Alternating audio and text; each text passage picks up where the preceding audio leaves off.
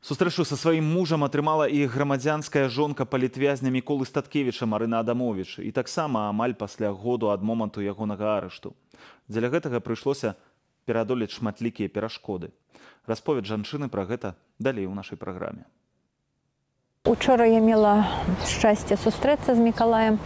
Это было першае наше спатканне на працягу апошняга года. Уласна кажучы, без 4 дзён год прайшоў ад моманту нашай апошняй сустрэчы да вот этого спаткання. Што я магу сказаць, што ён абсалютна не памяняўся, што это той же самы моцны, упэўнены, перакананы, вельмі пазітыўны, вельмі светлы чалавек, якім я яго заўсёды ведала, што нават знешніх перамен за мне адбылося, што ён проста вылучае пазітыўную энергію, чаму я абсалютна шчаслівая. Я не так даўно яго этапавалі з Жодзіна ў Гомель, дзе адбудзецца ўжо той суд, пра тэрміны, пра даты, якога пакуль што нічога не вядома.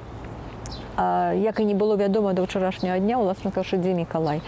Таму што ўсе без выключэння органы, інстанцыі, якія я звярталася, адмаўляліся адказваць мне.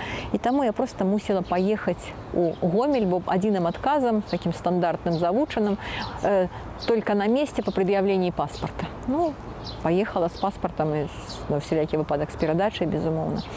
Мне удалося атрымаць спатканне на месцы на тэрыторыі уже Гомельскага СІЗА. Я даведалася, што этапавалі іх на працягу 1,5 сутак. Адметнасцю этого этапа, не тое, што каб ужо зусім адметнасцю, але на усіх людзей, якіх перавозілі разам з імі, толькі іх 3 было ў кайданках, прычым кайданкі тыя надзетыя насупраць нашым там уяўленнем вот так, то бок не далонь да далоні, а тыльнымі бакамі далоняў. І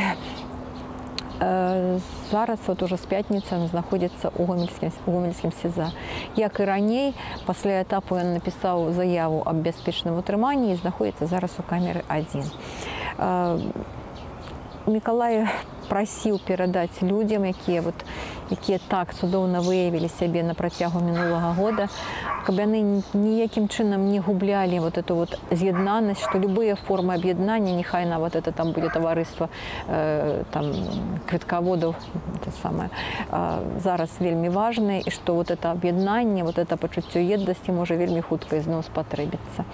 Ён абсалютна перакананы, што тыя дзеянні, якія зараз улада прадпрымае ў дачыненні да людзей, да ўдзельнікаў пратэсту, увогуле да свайго народа і да міжнароднай супольнасці, яны непазбежна прывядуць да абвалу этого рэжыму, і што ўсё это справа недалёкай уже будучыні.